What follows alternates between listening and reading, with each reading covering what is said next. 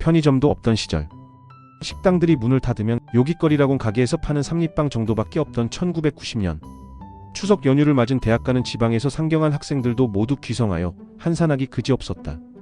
지방이 아닌 본방 거주 동문서클 친구들은 전통적으로 추석날 오후에 캠퍼스 아지트 잔디밭에 모여 명절 용돈으로 포커를 치곤 했는데, 그해 추석날도 친구 대여섯이 모여 포커를 쳤고, 우습게도 돈을 딴 녀석이 집에 일이 있다며 딴 돈을 들고는 바람같이 사라지는 바람에 나머지들은 벙쪄하며 각자의 집으로 발길을 돌릴 수밖에 없었다. 돈을 땄던 그 녀석의 찌질한 처신도 그 시절 낭만의 범주에 포함시키는 것이 맞는지에 대한 생각은 여전히 부정적이다.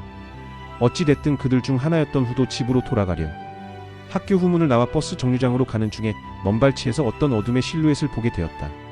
그 실루엣은 아무도 없는 거리에서 덩그러니 홀로였으니 더 눈에 띌 수밖에 없었을 텐데, 점점 다가올수록 마치 중국 국경 근처의 북한 거지와 같은 분위기가 짙어졌다. 굽은 허리, 초점을 잃은 눈빛, 후드티 앞쪽 주머니에 찔러 넣은 양손을 힘겹게 지탱하고 있는 쪼그라든 어깨. 아니, 그는 우리과 동기 산도둑 아닌가? 산만한 덩치에 수염까지 텁수룩한 시커먼 머스마 산도둑이 왜 갑자기 저런 몰골로 거리를 방황하고 있단 말인가?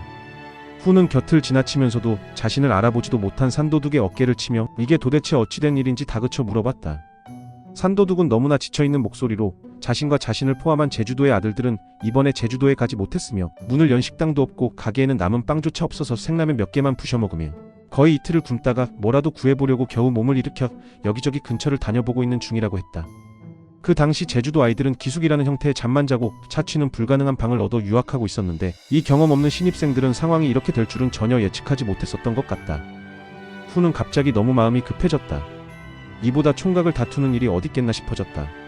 산도둑에게 기숙방을 확인해놓고 기다리라 말하고 바로 택시를 잡아탔다. 기사님께도 자초지종을 설명하고 빨리 가주시길 부탁드렸다. 택시를 타고 초조한 마음으로 가고 있자니 개평이라도 받았으면 택시비라도 했을 텐데 서운한 생각을 잠시 하기도 했다. 집에 도착하자마자 신발을 채 벗기도 전부터 엄마에게 다다다다 상황을 얘기하였고, 엄마는 그 즉시 밥이며 남은 명절 음식이며 있는 대로 싸서 자동차에 싣고 산도둑이 기다리는 학교 후문가로 후와 함께 출발하였다. 부랴부랴 도착했을 때 산도둑은 조금 전에 후와 헤어졌던 그 자리에 그대로 쪼그려 앉아서 망부석이 되어 있었다.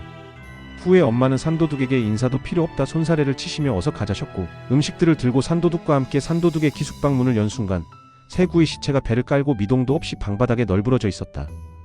후의 엄마는 시체들을 일으켜서 사람을 만들어 놓고 싸온 음식들을 어떻게 먹고 어떻게 보관하여 남은 날을 버틸 것인지를 설명하고, 확인한 다음 급하게 먹지 말라는 마지막 당부를 끝으로 편하게 먹길 바라는 마음만 남기고 후와 귀가를 하셨다. 산도둑은 후와는 군생활 기간과 시기가 맞지 않아 자주 보진 못했지만, 졸업할 때까지 서로 마주치는 일이 있을 때마다 그때의 고마움을 빼놓지 않고 표하였다. 군생활이 짧았던 산도둑보다 늦게 졸업한 후가 어느 날 대학 친구의 신혼집들이를 위해 신혼부부가 새로 입주한 아파트에 가게 되었는데, 정말 수년 만에 그 현장에서 근무하고 있던 산도둑을 만나게 되었다. 후는 까맣게 잊고 있었던 그때의 고마움을 후를 만나자마자 또 먼저 얘기하는 산도둑이었다.